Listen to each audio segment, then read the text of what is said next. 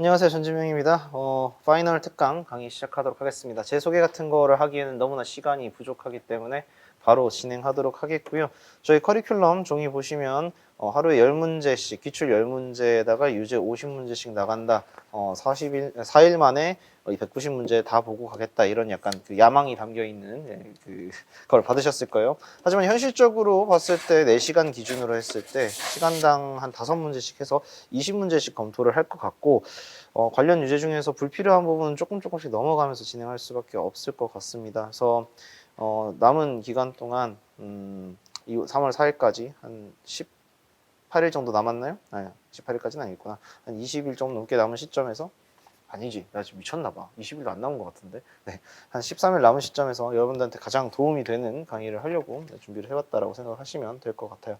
그래서 강의 진행 방식은 이렇게 됩니다. 기출 문제에 대한 간단한 설명. 어차피 답이야 여러분들 다 알고 있는 거니까 기출 문제에 대한 이제 포인트 설명을 하고 나서 이 포인트가 어떻게 유제로 변형돼서 출제가 될 수 있는지를 보여드릴 거예요. 그러니까 여러분들이 기출 문제를 풀고 그 기출 문제를 바탕으로 해서 어떤 것들을 뽑아내면 새로운 문제가 될 수 있는지 미리 대비를 하는 거다라고 생각을 하시면 되고, 매년 이 시즌에 여기 새해의 책으로 해서 출제를 해서 낼 것 같고요. 이거를 이제 2월 달에 제공을 하게 된 이유 중에 하나가, 물론 약간 딜레이된 부분도 있지만 검수하실 분들 다 들어가고 난 다음에 나오는 게 좀 좋지 않을까, 약간 이런 생각이 있어서 조금 미뤄진 것도 있다고 생각하시면 좋을 것 같아요.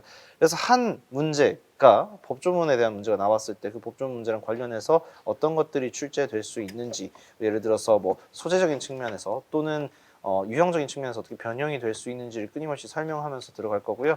이걸 이제 듣고 나서 다른 기출 문제들에 대비를 해보는 것도 좋고, 아니면 당장에 시간이 얼마 안 남은 시점이니까 각 문제별로 연습을 해보고, 예를 들어서 여기 나와 있는 것처럼 의상자 같은 것들이 나왔을 때 지원금 같은 거, 보상금 같은 거 어떻게 지급을 하는지, 이런 것들 체크해 넘어가면서 넘어가시면 될 것 같아요.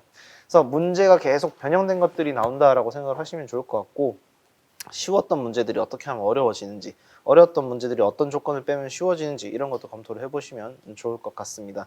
일단은 제가 나름대로 편집 부분에 신경을 많이 써달라고 하긴 했지만, 이 법저 편집 스타일의 최대 한계, 여러분들 글 읽을 때 굉장히 화가 나는 이유 중에 하나가 이 단어의 선이거든요. 이 부분 같은 경우는 기출문제엔 이런 부분이 없다는 거 여러분들이 염두를 해두고 보시면 좋을 것 같고, 사실 뭐 제가 처음 모강을 냈을 때도 그렇고 법조 출신이었기 때문에 이런 부분에 문제가 있다는 생각을 한 적이 없었는데, 보면 볼수록 기출문제랑의 이제 구분점이더라고요. 그래서 자간 같은 경우에 여러분들이 글자 읽다가 글이 읽다가 끊기는 경우, 그런 것들은 법조의 한계라고 생각을 하고 넘어가시면 될 것 같습니다. 그래서 바로 1번부터 해서 진행해 보도록 할게요. 오늘 할 건 1번부터 10번까지, 내일 할 거는 21번부터 30번까지예요. 법 문제들과 간단한 계산 문제들 위주로 배치가 되어 있겠죠. 첫 번째 문제는 바로 법 문제입니다. 법조문 문제고요. 1조, 2조 나와 있고 호가 많이 나와 있는 형태의 문제들, 그러니까 개별적인 사례를 평가해야 되는 경우가 나올 가능성이 높은 문제다라고 생각을 하시면 되고, 이 문제 같은 경우에는 키워드가 의사자랑 의상자였어요.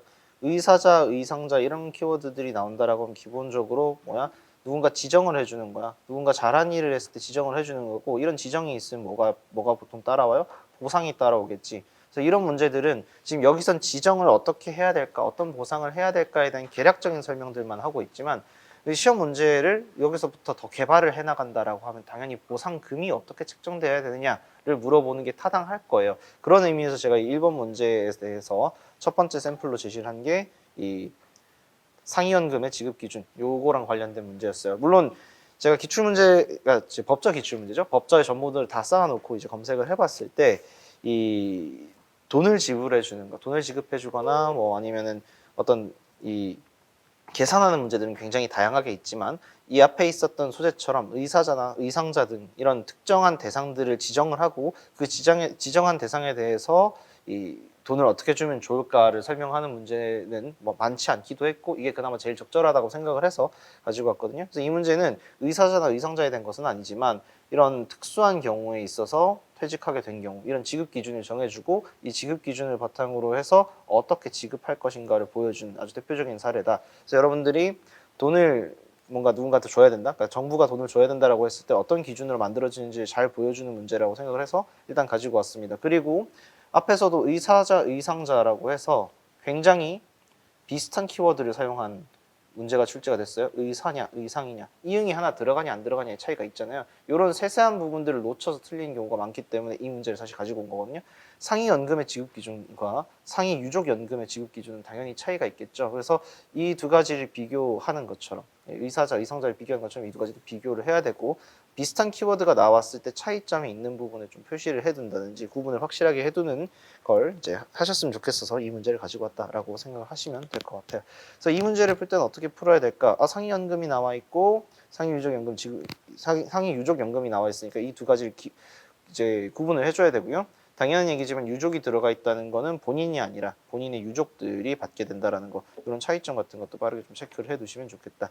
그렇게 했을 때 이 당연히 밑에 개별적인 사례들이 나올 거라고 생각을 하면 될 것 같고, 지급 금액은 상위 연금액의 60%를 원칙으로 하되 자녀가 있는 경우에만 70% 나와 있으니까 유족이 있는 경우가 아마 선지에 있겠지, 이런 생각을 해주시면 되겠다.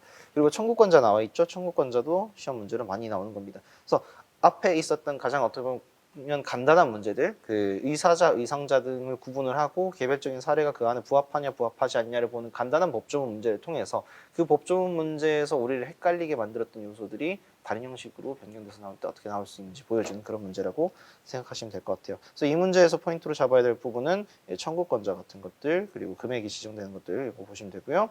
청구권이 상실 또는 소멸된 경우에는 당연히 돈을 받을 수가 없겠죠. 이런 부분을 찾아주시면 되겠다. 그리고 우리가 구해야 될 건 옳은 것 구하는 거니까 돈은 얼마나 줄 것인지, 그리고 청구권이 있는지 없는지 이런 것들 다 평가를 하면 되겠다. 그리고 자, 여기 상황 보세요. 상황을 봤을 때 상황이 굉장히 짧게 나와 있죠.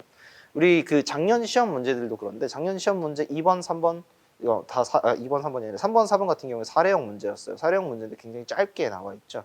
사례형 문제에 사례가 짧게 나와 있다. 상황을 제시를 하고 있는데 한 줄, 두 줄로 제시를 하고 있다라면은 선지에서 그 상황을 보충해 주는 것들이 굉장히 많이 나옵니다. 상황이 길게 나와 있어요. 그럼 그 긴 상황 자체를 우리가 분석해야 되는 게 핵심이야. 그런데 짧은 상황이 나와 있다면 이건 그냥 하나의 조건에 불과한 거예요. 깊게 볼 필요가 없고 바로 선지랑 합쳐주려고 생각을 하셔야 된다. 이거를 먼저 고민하면서 보시면 좋을 것 같고요. 2020년 8월 6일에 갑은 공무상 질병으로 장애가 발생해서 퇴직을 했고요. 기준 소득 월액은 300만 원이었대요. 그러면 이 장애 등급에 따라서 당연히 기준 소득 월액에 곱해진 금액을 받을 수가 있게 될 거고요. 이걸 받던 도중에 사망했고 유족이 있는데 을병정무기 경이 있다. 이때 망인을 기준으로 해서 유족 가운데 1인을 지급하는 게 원칙이고 기본적으로 1순위한테 준다라고 되어 있죠. 그럼 1순위가 있으니까 을이 기본적으로 받는데 당연히 여러분들이 이거 가지고 선지내면 뭘 낼 거예요? 을이 죽었다면 이런 것도 낼 수밖에 없을 것이다. 그리고 자녀 중에서 이제 19세 미만이 존재하냐 존재하지 않냐 이런 것도 같이 볼 수가 있겠다. 이런 것들 보시면 되고, 그 다음에 청구권 소멸 같은 경우에는 청구권을 더 이상 이제 받을 사람이 없는 경우니까 이제 부모까지 다 죽고 나면 더 이상 못 받겠다, 이렇게 생각을 하시면 되겠죠. 자, 그때 선지를 볼게요. 갑의 장애 등급이 2등급인 경우, 제2등급인 경우 갑의 상위 등급은 월 180만 원이다. 위에 올라가서 이금 몇 프로 주냐? 55% 준다. 확인했으니까 300만 원 곱하기 55 해서 165만 원이다. 이렇게 하게 되겠죠.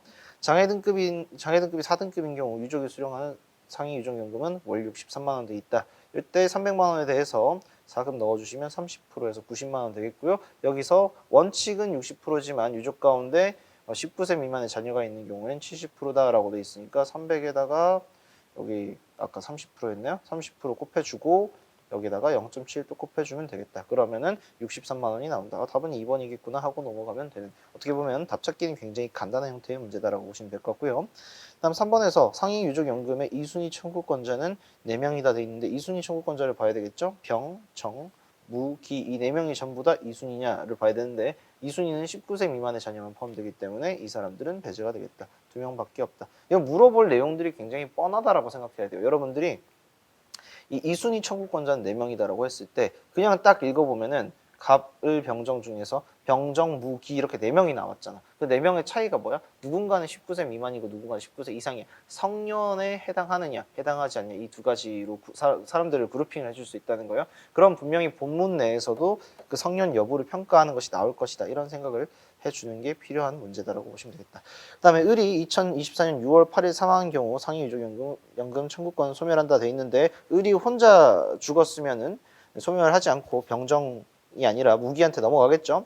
을이랑 무기, 경이 다 한꺼번에 비행기 타고 가다 죽었으면 소멸하겠지만 그런 게 아니라면은 소멸한다고 볼 수는 없을 것이다. 이렇게 하시면 되고 2023년 4월 8일 경이 재원한 경우 경은 상위 유족 정금 청구권 3순위에서 배제된다 돼 있는데 어차피 이거는 경 같은 경우에는 부모님이잖아요. 부모님이다라고 했을 때 재혼한 경우에 상실하는 거랑 상관이 없죠. 배우자만 재혼한 경우에 상실되니까 부모는 상관없다, 배제되지 않는다 해서 답은 2번 이렇게 골라주시면 된다.